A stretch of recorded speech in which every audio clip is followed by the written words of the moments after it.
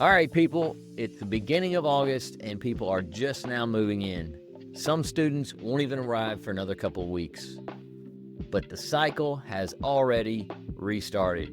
We've already started getting calls for August of next year. That's August of 2026. I actually received my first call this year in early July about a property for August of 26. Parents, I know that you've heard from all your students that I have to rent something in October or I'm not gonna have a place to live. Well, keep watching and I'll show you why that's false. Every October, the same thing spreads around. If I don't sign a lease now, I won't have a place to live next year. That's just not true. You don't have to rush. You shouldn't feel pressured to sign before you're ready. Unfortunately, some of your property managers and landlords are going to start asking you in September and October to make a decision when you're just not ready. In 2022, 2023, inventory was tight.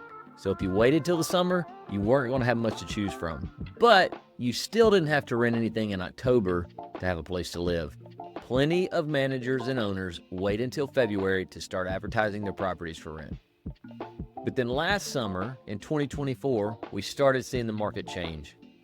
So inventory started catching up, prices started reducing.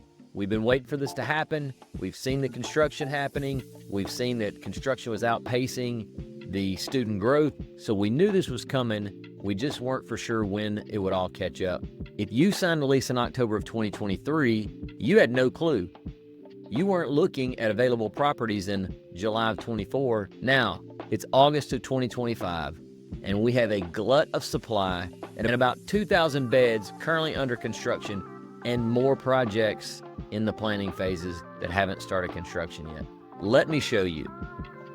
So the first thing I always tell everyone to do when you're looking for rental property, go to Google, just type in for rent, Oxford, Mississippi.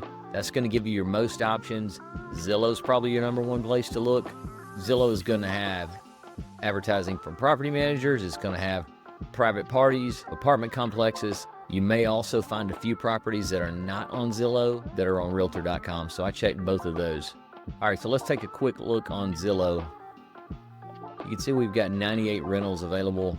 This doesn't sound like a lot when you have a student population of over 20,000. But remember, most everybody signed a lease for next year already. Very few people are signing anything. This is August 2nd when everything ought to be rented already. If not, it's going to be really difficult to rent. Scroll through and see what we've got. Here's a place over on Church Street at Holly Hills. We've got a place at Rowendale. It's a 4-bedroom for $2,800. Azul Apartments. We've got another place at Rowendale for $4,750, a 5-bedroom. We've got a 3-bedroom at Lily Loop. That's over at Oxford Commons. Now, click on this. Notice this one right here and this one. They look different than these. This is one listing. This means there are multiples. So if you click here, scroll down, look at all of these that are available. Lots of inventory sitting out there. Great properties with pools, new construction. Keep coming down. Here's a new one. I'm just going to point out properties that are more likely to rent to students, something that a student would want. Johnston Cove, this one I believe is over in Shiloh, a 3-bedroom at $2,000. Keep coming down. There's still just lots of great properties to rent. There you go, folks. Tons of inventory. You don't have to rent a property in October. You don't have to be forced into signing a lease you don't want to sign. You don't have to be forced into renting with roommates that you don't know if you're going to want to live with next year. Just point blank, you don't have to do it.